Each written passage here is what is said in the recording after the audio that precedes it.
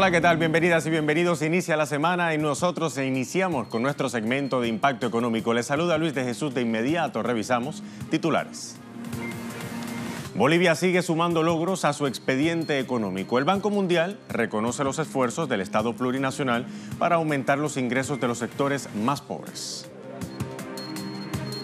La Unión Europea avanza en la construcción de mecanismos económicos para mejorar sus relaciones comerciales con Irán, pese a las sanciones de Estados Unidos. Y también hoy en nuestro expediente económico hablamos del huachicoleo, el término que se utiliza para referirse al robo de combustible en México y cuya estructura llega hasta las altas esferas.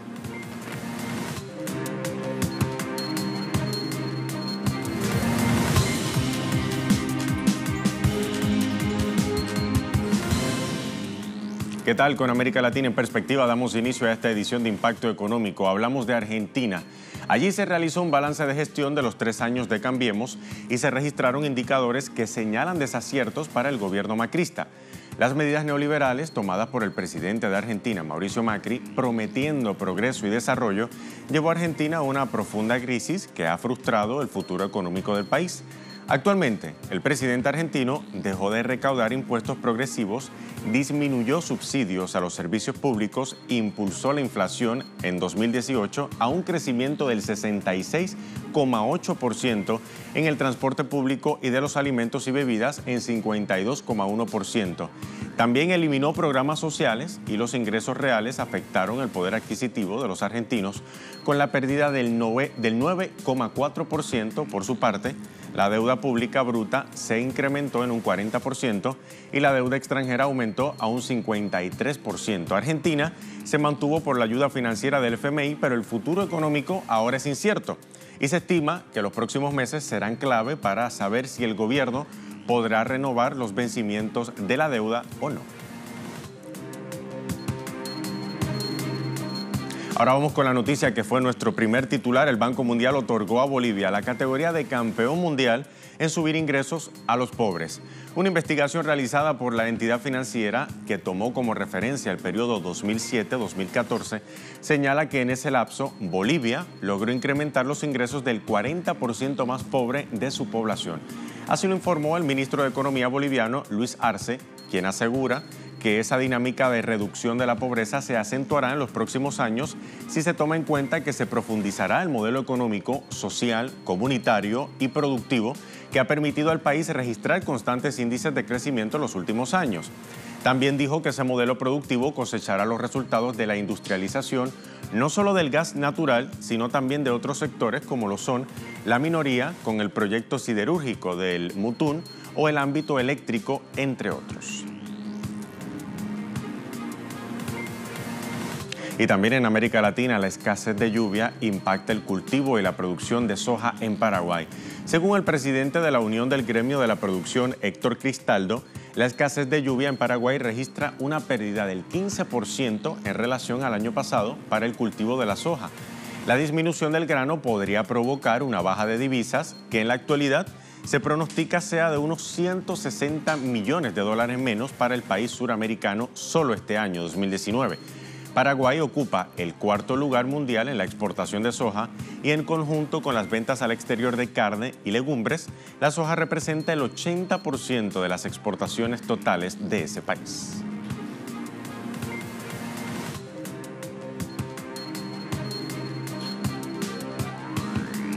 Y bueno, el Fondo Monetario Internacional alerta que la política monetaria del Sistema de Reserva Federal de Estados Unidos es una espada de doble filo para América Latina. El director del Departamento del Hemisferio Occidental del FMI, Alejandro Werner, afirmó que si la Fed es cautelosa estableciendo una regla monetaria, significaría, según él, buenas noticias para América Latina, ya que si la evolución de la economía estadounidense es más lenta de lo que se espera y la Fed no sube las tasas este año, podría entonces tener un efecto negativo.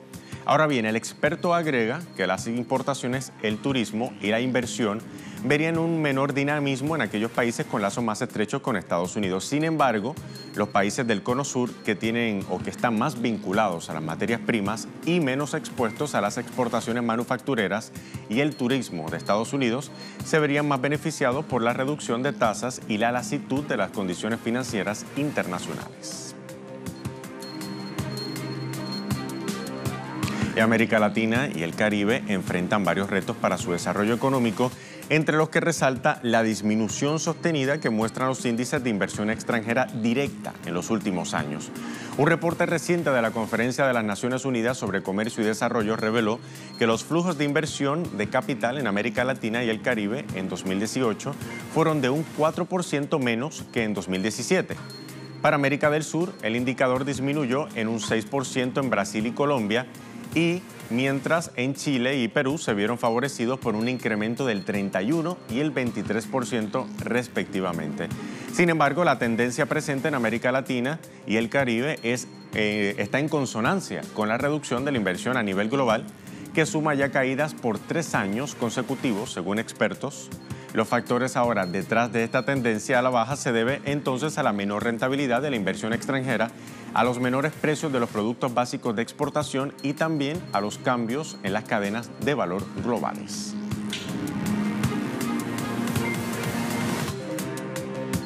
Momento de hacer una primera pausa aquí en Impacto Económico. Al regreso hablamos de la Unión Europea y de su plan que impulsa actualmente para mitigar los efectos de las sanciones contra Irán por parte de Estados Unidos. Esto y más a la vuelta de la pausa. Ya venimos.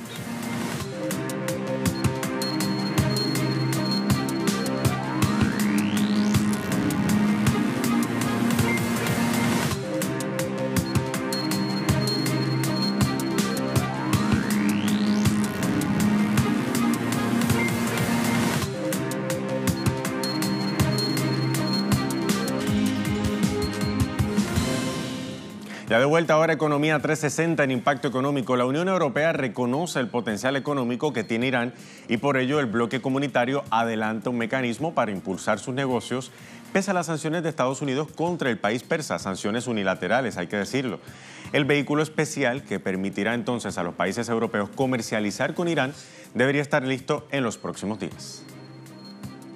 Los Estados Unidos impusieron sanciones extraterritoriales a Irán. Eso significa que nuestras compañías ya no pueden comerciar con Irán, porque simplemente no pueden recibir pagos, ya que todos los pagos se realizan a través de bancos que dependen de los bancos estadounidenses y las inversiones estadounidenses.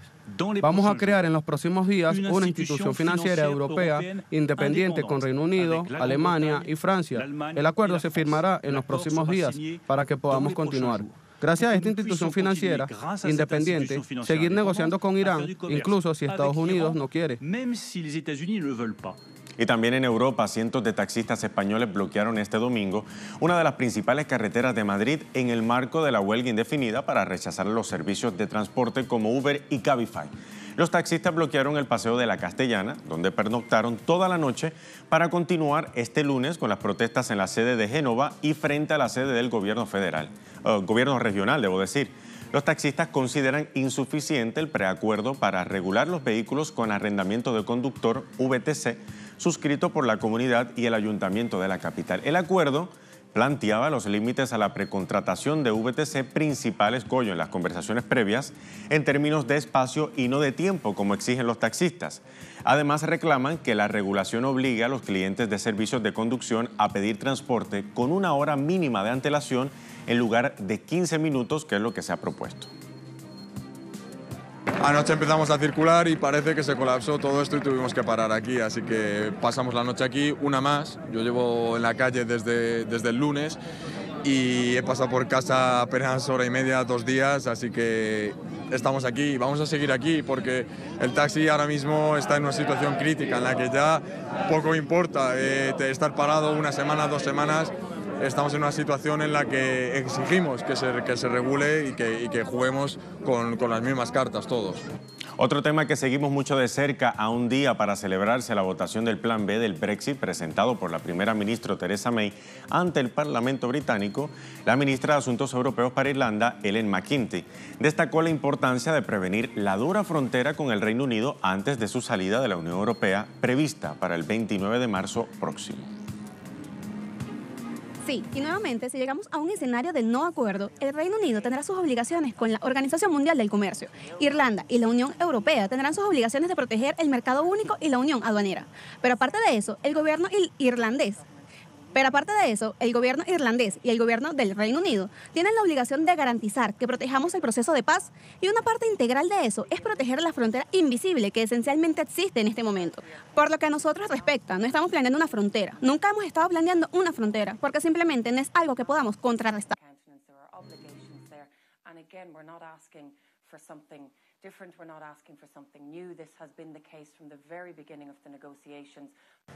El Reino Unido ha dicho que está abandonando el mercado único, que está abandonando la unión aduanera, por lo que para nosotros el acuerdo de retiro y el respaldo interno son la mejor manera de abordar esas inquietudes. Sin embargo, si nos encontramos a nosotros mismos, y de nuevo, esto es un sí, y estoy hablando hipotéticamente, si nos encontramos en un escenario Brexit sin acuerdo, no eliminan las obligaciones y el compromiso. Y el Partido Nacional de la Oposición de Nueva Zelanda criticó al gobierno por haber prohibido a los extranjeros comprar casas y apartamentos en el país, una medida que a juicio de la tolda política ha restringido la captación de capital extranjero. En agosto del año pasado, el Parlamento de Nueva Zelanda aprobó una ley que prohíbe a los extranjeros comprar casas para frenar la especulación y ofrecer a los nacionales un mayor acceso al mercado inmobiliario. Sin embargo, la medida no ha hecho efecto. Por ejemplo, los precios medios en realidad aumentaron en diciembre y el mercado de Auckland subió casi un 8% el año pasado, sin contar que el número de propiedades vendidas en todo el país se redujo en un promedio de casi el 13% a finales de 2018. El portavoz de Vivienda del Partido Nacional, Judith Collins, afirmó que la intención del gobierno laborista no era hacer las viviendas más asequibles para los compradores, sino todo lo contrario, ganar una elección jugando una carta de miedo sobre la inversión extranjera.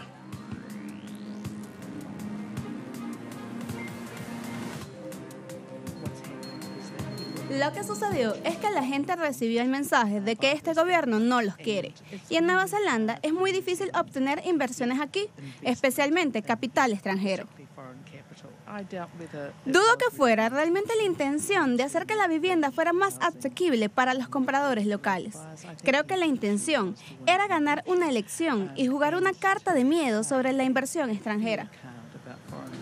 Llegó el momento de hacer una segunda pausa aquí en Impacto Económico. Al regreso abrimos nuestro expediente económico. Hablamos del huachicolio. ¿De qué se trata? Es como se le llama al robo de combustible en México y el fenómeno que llega hasta las altas esferas en el gobierno mexicano. Esto y más. A la vuelta, ya venimos.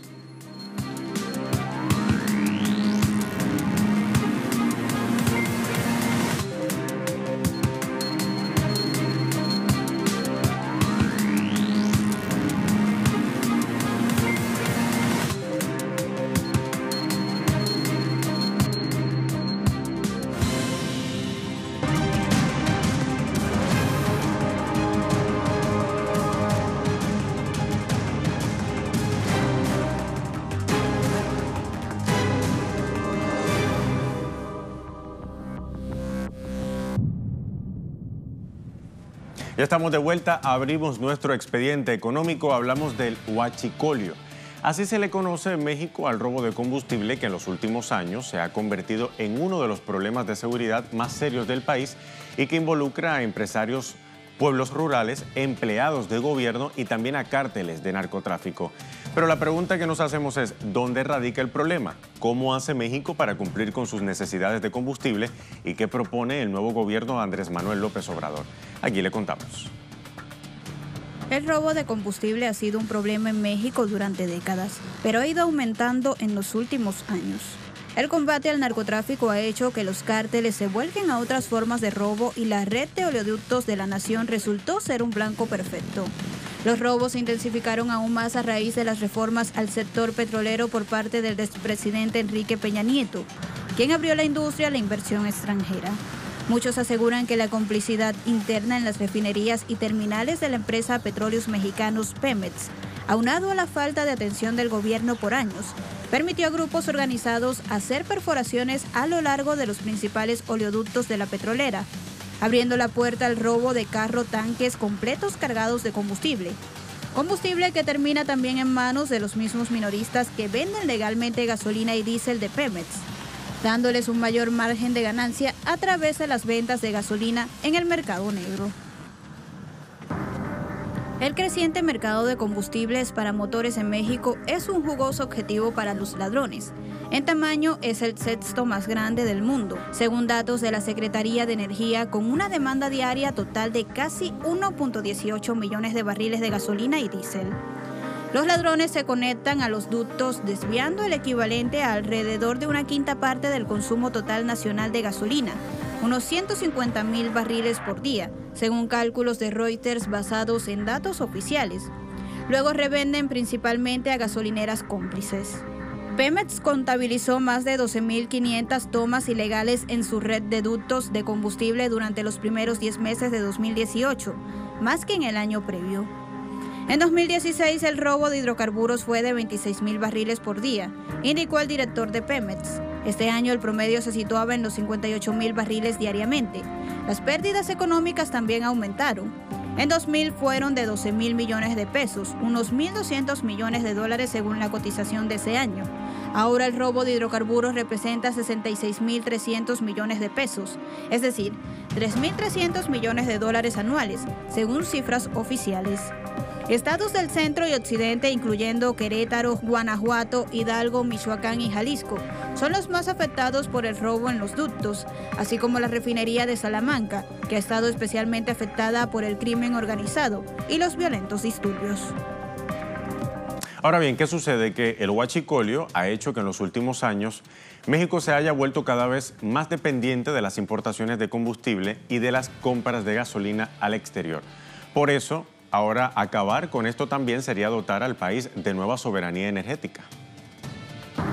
México tiene 16 terminales marítimas capaces de recibir combustible importado, más de 74 terminales de almacenamiento y más de 8.800 kilómetros de ductos. Las importaciones fluyen principalmente a través de las terminales Pajaritos, Tuxpan y Veracruz, en la costa mexicana del Golfo de México, que recientemente se ha convertido en cuello de botella para las importaciones. México es un mercado de exportación fundamental para las refinerías y empresas comerciales estadounidenses y es el mayor comprador de gasolina y diésel de Estados Unidos. En octubre, Estados Unidos exportó 621.000 barriles por día de gasolina a México, lo que representa aproximadamente el 60% de los 1.03 millones de barriles por día exportados ese mes, según la Administración de Información de Energía de ese país. Si bien los volúmenes son mucho más bajos que los suministros transportados por mano, los envíos por ferrocarril desde Estados Unidos han crecido sustancialmente y alcanzado niveles récord varias veces desde principios de 2017, según la Asociación de Ferrocarriles Americanos, el grupo ferroviario más grande de ese país. Y bien, a razón de ello, el presidente Andrés Manuel López Obrador, quien asumió el cargo el 1 de diciembre, ha ratificado que su gestión está enfocada en erradicar la extensa corrupción, fortalecer la golpeada petrolera estatal Pemex y también garantizar la estabilidad de los precios de los combustibles. Veamos más. El presidente Andrés Manuel López Obrador ha lanzado el ataque más fuerte contra la corrupción y el crimen organizado de su gobierno, detener el robo de combustible que ha crecido drásticamente en los últimos años. El mandatario está tratando de detener el robo a través de ductos clave que transportan combustible, ampliando los esfuerzos por reencauzar la distribución a través de carro-tanques. Desde el mes pasado, López Obrador ha ordenado el cierre de 6 oleoductos principales especialmente vulnerables a las tomas ilegales, y desde que bandas criminales y otros ladrones han desviado combustible evaluado en miles de millones de dólares. Con el objetivo de no comprometer el abasto de combustibles, el gobierno también decidió complementar el transporte de gasolina mediante vehículos autotanques. Recientemente adquirió 671 con una capacidad equivalente a 144.000 barriles diarios por un monto total de 92 millones de dólares. Acto seguido anunció 4 nuevas medidas para combatir el robo de la gasolina y la corrupción. López Obrador reconoce que la estrategia contra el huachicoleo ha generado problemas y molestias, pero que empieza a funcionar. Según López Obrador, ya hay resultados. Antes de aplicar el plan, el promedio de robo de pipas era de 787 al día. Ahora la cifra se redujo a tan solo 177 diarias, asegura el presidente. Desde que iniciamos el plan se han robado 8.540 pipas menos. Si se colocaran las pipas unas tras otra, son como 80 kilómetros de pipas las que ya no se han robado, dice el mandatario. Según el presidente, eso ha significado un ahorro de 2.500 millones de pesos, es decir, 129 millones de dólares. Y bueno, en conclusión, se trata entonces de medidas que van orientadas a normalizar la distribución del combustible que por años, bajo un modelo neoliberal, ha sometido a México y que ha arrastrado a México al pueblo y al pueblo también a la pobreza y a la violencia. AMLO, el presidente, afirma que el tiempo de su mandato alcanzará para limpiar la corrupción del país sin dar tregua al huachicoleo y ha insistido en que las válvulas seguirán cerradas el tiempo que sea necesario. En sus palabras, abrimos comillas, a ver quién se cansa primero, los que se roban el combustible o nosotros. Cerramos la cita.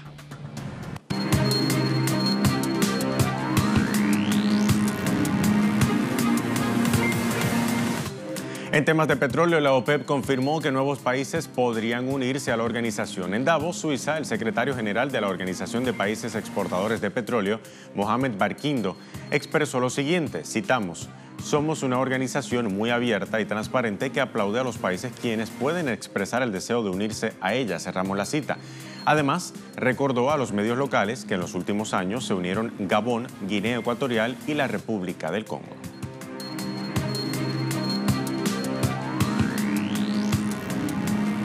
Hablando del petróleo, llegó el momento de revisar los indicadores del precio del crudo al inicio de la jornada laboral de esta semana y de este lunes. Lo hacemos revisando el precio del Brent de referencia en Europa. Lo tienen en pantalla. Aumentó 0.75% hasta llegar a $61,55. Revisamos ahora el barril de petróleo intermedio de Texas, el WTI, que subió esta mañana 0.94% a $53,63 el barril. Y por su parte, el precio del crudo venezolano subió por cuarta semana consecutiva y cerró el pasado viernes en 378,34 yuanes. Así llegamos entonces al final de esta edición de Impacto Económico, como siempre con la invitación de que nos siga en redes sociales, en Twitter, @TelesurTV, @TelesurImpactor. Hasta la próxima.